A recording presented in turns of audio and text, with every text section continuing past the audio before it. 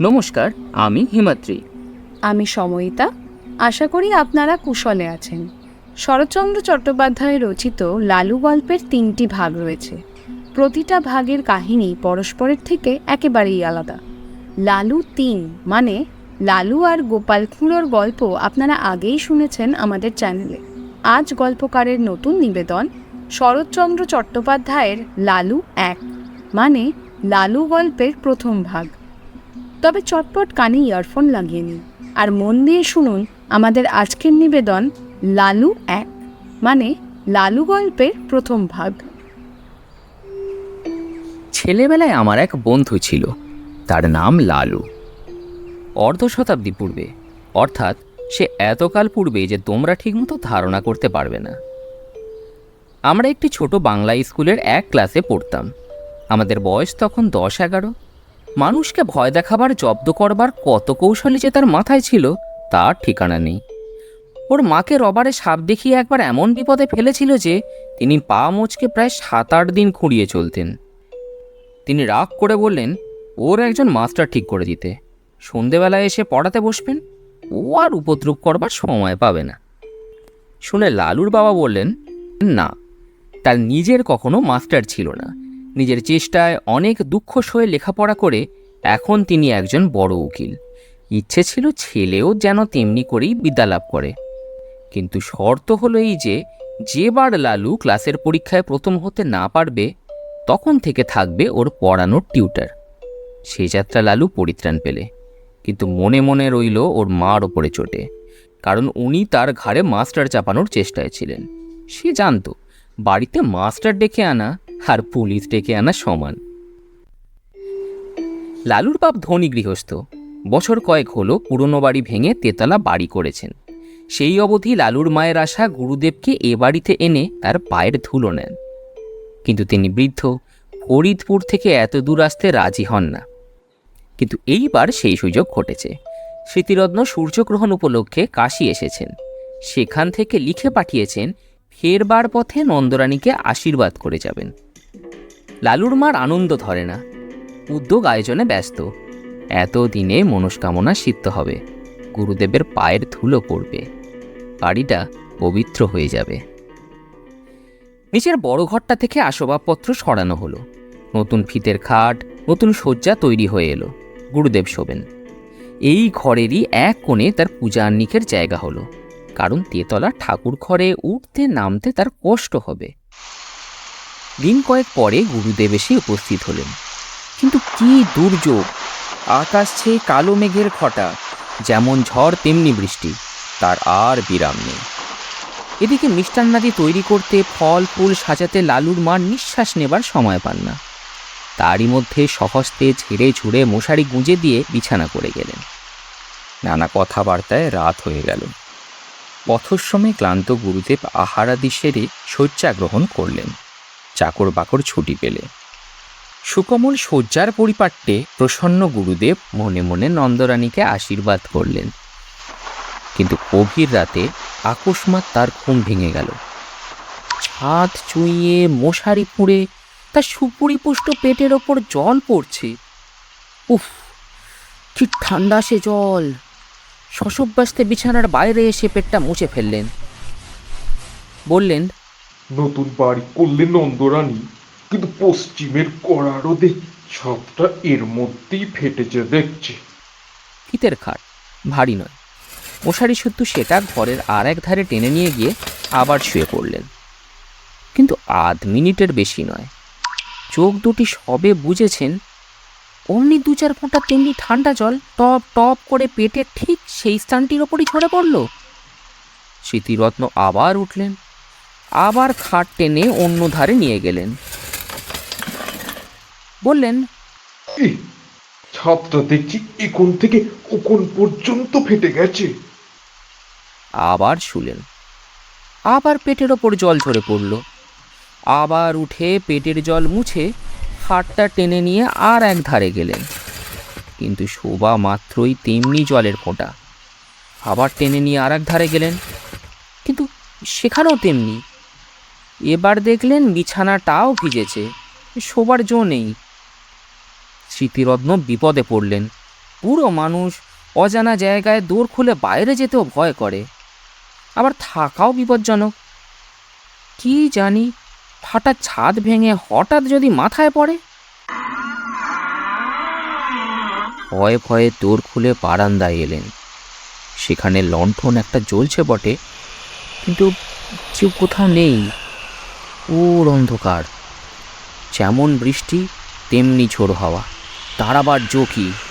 কোথায় চাকর বাকর, কোন ঘরে শোয়ে তারা, কিছুই জানেন না তিনি। চেঁচিয়ে ডাকলেন, কিন্তু কারো সাড়া মিলল না। একধারে একটা বেঞ্চি ছিল, লালুর বাবার গরিব মক্কেল যারা, তাহারই এসে বসে। গুরুদেব অগত্যা তাতেই বসলেন। আত্মমর্যাদায় যথেষ্ট লাঘব হলো, অন্তরে অনুভব করলেন, কিন্তু উপায় কি? উত্তরে বাতাসে বৃষ্টির ছাটের আমেজ রয়েছে, শীতে গা শিরশির করে। পূজার খুঁটটা গায়ে চড়িয়ে নিয়ে পা দুটি যথাসম্ভব উপরে তুলে যথাসম্ভব আরাম পাওয়ার আয়োজন করে নিলেন। নানাবিধ শান্তি দুর্বিপাকে দেহ অবশ, মন তিক্ত, ঘুমে চোখের পাতা ভরাতুর। অনভ্যস্ত গুরুভোজন ও রাত্রি জাগরণে দু একটা অম্ল উৎকারের আভাস দিলে উদ্বেগের অবধি রইল না। হঠাৎ এমনি সময় অভাবনীয় নতুন উপদ্রব। পশ্চিমের বড় বড় মশা দুই কানের পাশে এসে গান জুড়ে দিলে। চোখের পাতা প্রথমে সাড়া দিতে চায় না, কিন্তু মন শঙ্কায় পরিপূর্ণ হয়ে গেল। কি জানি এরা সংখ্যায় কত। মাত্র মিনিট দুই অনিশ্চিত নিশ্চিত হলো। গুরুদেব বুঝলেন সংখ্যায় এরা অগণিত। সে বাহিনীকে উপেক্ষা করে বিশ্বে এমন বীরপুরুষ কেউ নেই। যেমন তার জ্বলুনি, তেমনি তার চুলকুনি। স্মৃতিরত্ন দ্রুত স্থান ত্যাগ করলেন, কিন্তু তারা সঙ্গ নিলে ঘরের মধ্যে জলের জন্য যেমন, ঘরের বাইরে মশার জন্য তেমন। হাত পায়ের নিরন্তর আক্ষেপে, গামছার সঘন সঞ্চালনে কিছুতেই তাদের আক্রমণ প্রতিহত করা যায় না। স্মৃতিরত্ন এপাশ থেকে ওপাশে ছুটে বেড়াতে লাগলেন। শীতের মধ্যেও তার গায়ে ঘাম দিলে ইচ্ছে হলো ডাক ছেড়ে চেঁচান, কিন্তু নিতান্ত বালকোচিত হবে ভেবে বিরত রইলেন। কল্পনায় দেখলেন নন্দরানী সুকোমল শয্যায় মশারির মধ্যে আরামে নিদ্রিত। বাড়ির যে সেখানে আছে পরম নিশ্চিন্তে সুপ্ত, শুধু তার ছোটাছুটিরই বিরাম নেই। কোথাকার ঘড়িতে 4টে বাজল। বললেন, ও কামড়া বেটা, কামড়া, যত পারিস কামড়া। ও আমি আর পারি নে। বলেই বারান্দায় একটা কোণে পিঠের দিকটা যতটা সম্ভব বাঁচিয়ে ঠেস দিয়ে বসে পড়লেন। বললেন, সকাল পর্যন্ত যদি প্রাণটা থাকে, তুই দুর্ভাগ্য দেশে আর না। যে গাড়ি প্রথমে পাবো সেই গাড়িতেই দেশে পালাবো। কেন যেখানে আসতে মন চাইতো না তার হেতু বোঝা গেল। দেখতে দেখতে সর্বসন্তাপহর নিদ্রায় তাহার সারা রাত্রি সকল দুঃখ মুছে দিলে। স্মৃতিরত্ন অচেতন প্রায় ঘুমিয়ে পড়লেন।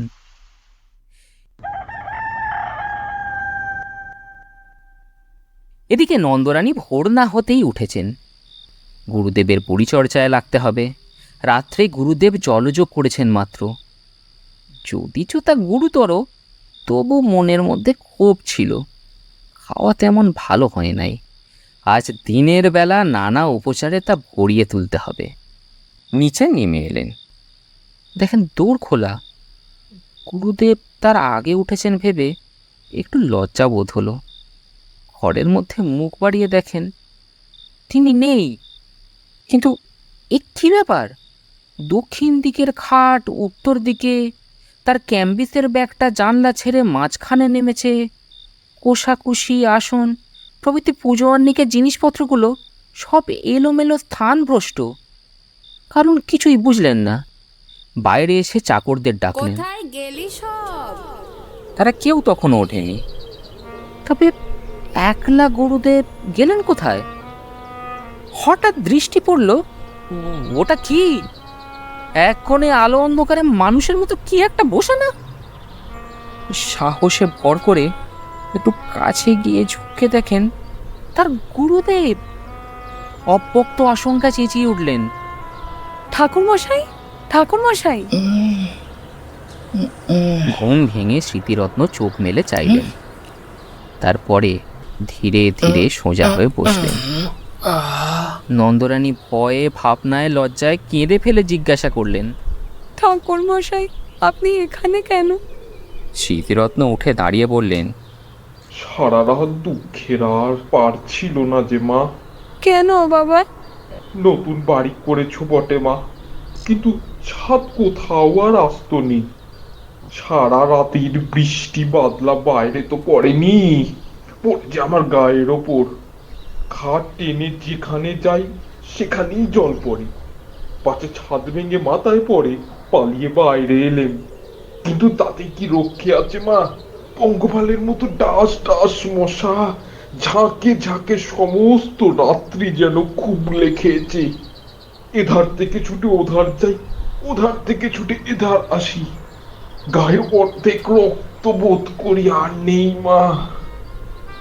বহু প্রয়াস, বহু সাধ্য সাধনায় ঘরে আনা বৃদ্ধ গুরুদেবের অবস্থা দেখে নন্দরানী দুচোখ অশ্রু সজল হয়ে উঠল। বললেন, কিন্তু বাবা, বাড়িটা যে তেতলা, আপনার ঘরের উপর আরো যে দুটো ঘর আছে, বৃষ্টির জল তিন তিনটে ছাদ ফুঁড়ে নামবে কি করে? কিন্তু বলতে বলতেই তার সহসা মনে হলো, এ হয়তো ওই শয়তান লালুর কোনো রকম শয়তানি বুদ্ধি। ছুটে গিয়ে বিছানা হাতড়ে দেখেন মাঝখানে চাদর অনেকখানি ভিজে এবং মশারি বেয়ে ফোঁটা ফোঁটা জল ঝরছে। তাড়াতাড়ি নামিয়ে নিয়ে দেখতে পেলেন ন্যাকড়ায় বাঁধা এক চাঙড় বরফ। সবটা গলেনি, তখনও এক টুকরো বাকি আছে। পাগলের মতো ছুটে বাহিরে গিয়ে চাকরদের যাকে সম্মুখে পেলেন তাকে চেঁচিয়ে হুকুম দিলেন, হারামজাদা এলো কোথায়? কাজকর্ম চুলোয় যাগ্গে, বজ্জাতটাকে যেখানে পাবি মারতে মারতে ধরে আন। লালুর বাবা সেই মাত্র নিচে নামছিলেন। স্ত্রীর কাণ্ড দেখে হতবুদ্ধি হয়ে গেলেন। কি কাণ্ড করছো? হলো কি? নন্দরানী কেঁদে ফেলে বললেন, হয় তোমার ওই লেলোকে বাড়ি থেকে তাড়াও, না হয় আজই আমি গঙ্গায় ডুবে এ মহাপাতকের প্রায়শ্চিত্ত করব। কি করলে সে? বিনা দোষে গুরুদেবের দশা কি করেছে চোখে দেখো গে। তখন সবাই গেলেন ঘরে। নন্দরানী সব বললেন, সব দেখালেন। স্বামীকে বললেন, এই দস্যি ছেলেকে নিয়ে ঘর করব কি করে, তুমি বলো। গুরুদেব ব্যাপারটা সমস্ত বুঝলেন। নিজের নির্বুদ্ধিতায় বৃদ্ধ হা হা করে হেসে ফেললেন। লালুর বাবা আর একদিকে মুখ ফিরিয়ে দাঁড়িয়ে রইলেন। চাকররা এসে বললে, লালু বাবু কোঠি মে নেহি হ্যায়। আর একজন এসে জানালে সে মাসিমার বাড়িতে বসে খাবার খাচ্ছে। মাসিমা তাকে আসতে দিলেন না। মাসিমা মানে নন্দর ছোট বোন, তার স্বামীও উকিল, সে অন্য পাড়ায় থাকে।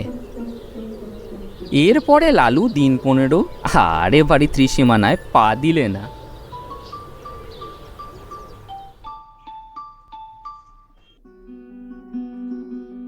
এতক্ষণ আপনারা শুনছিলেন শরৎচন্দ্র চট্টোপাধ্যায় রচিত লালু 1, মানে লালু গল্পের প্রথম ভাগ। এই গল্পের কথক ছিল হিমাদ্রি, গুরুদেবের ভূমিকায় ছিল শ্রয়ণ, লালুর মা হয়েছিলাম আমি সময়িতা, লালুর বাবার চরিত্রে ছিল দেবাশিস এবং চাকরদের ভূমিকায় ছিল সুপ্রিয় আর হিমাদ্রি। উল্লেখযোগ্য বিষয়, লালু গল্পের এই ভাগে কিন্তু কেন্দ্রীয় চরিত্র লালুর কোনো সংলাপ নেই। বিশিষ্ট কথা সাহিত্যিক শরৎচন্দ্র চট্টোপাধ্যায় আজীবন অসংখ্য উপন্যাস, গল্প, নাটক, প্রবন্ধ রচনা করেছেন, যাদের মধ্যে উল্লেখযোগ্য বড়দিদি, মেজদিদি, দেবদাস, শুভদা, বিরাজবউ, পরিণীতা, পণ্ডিত মশাই, রামের সুমতি, বিন্দুর ছেলে, বৈকুণ্ঠের উইল, শ্রীকান্ত, চরিত্রহীন, দত্তা ইত্যাদি। ওনার রচনা নিয়ে বিভিন্ন সময়ে বিভিন্ন ভাষাতে চলচ্চিত্র নির্মিত হয়েছে। শরৎচন্দ্র 1876 সালের 15 সেপ্টেম্বর হুগলি জেলার দেবানন্দপুর গ্রামে জন্মগ্রহণ করেন। তাই এই সেপ্টেম্বর মাসে তার জন্মমাস উপলক্ষে ছিল আমাদের নিবেদন লালু 1।